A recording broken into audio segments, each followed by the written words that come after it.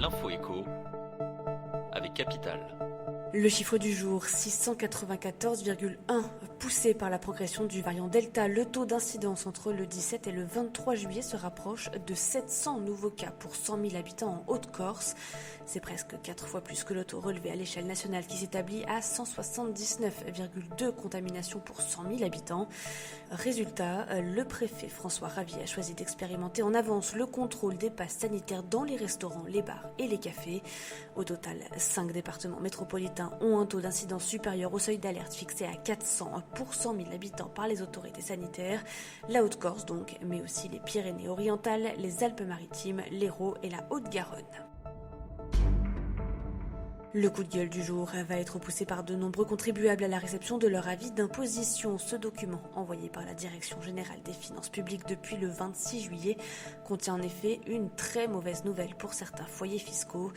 Le Trésor public y a glissé une information qui pourrait vous faire grincer des dents, le solde qu'il vous reste à payer. Ce reliquat correspond à la différence entre l'impôt à la source acquitté sur vos revenus de 2020 et celui que vous auriez réellement dû payer pour cette même période. Un cas de figure qui concerne les contribuables qui n'ont pas ajusté leur taux de prélèvement à la source, mais aussi ceux qui ont bénéficié d'une avance de réduction ou crédit d'impôt trop importante en janvier 2021, précise Bercy à Capital. L'info pratique Capital vous concerne si vous avez prévu de vendre un bien immobilier ou de le mettre en location. La loi énergie et climat de 2019 a imposé que certaines informations relatives à la performance énergétique d'un bien figurent sur toutes les annonces immobilières, y compris les annonces en ligne, lorsque celui-ci est mis en vente ou en location. Ces informations sont l'étiquette attribuée en diagnostic de performance énergétique, la fameuse note allant de A à G, et les dépenses énergétiques annuelles théoriques afférentes au logement. Jusqu'ici, seuls les agents immobiliers professionnels pouvaient être sanctionnés pour défaut d'affichage de ces informations dans leurs annonces, mais la loi climat et résilience, tout juste adoptée par le Parlement, a étendu ces sanctions aux particuliers également. Tout manquement les exposera bientôt à une amende de 3 000 € maximum.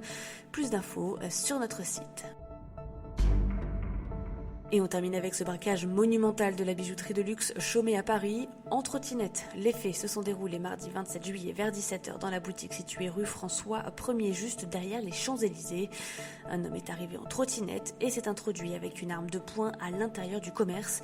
Il est parvenu à dérober de nombreux objets de valeur avant de repartir, toujours au guidon de sa trottinette. Le préjudice est estimé entre 2 et 3 millions d'euros. Une enquête en flagrance a été ouverte pour vol à main armée. Chaumet est l'une des plus vieilles et plus prestigieuse maison française de joaillerie, de bijouterie et d'horlogerie en France. En 2009, son atelier Place Vendôme avait déjà été victime d'un très audacieux braquage dont le butin était estimé à 1,9 million d'euros. C'était l'info écho avec Capital.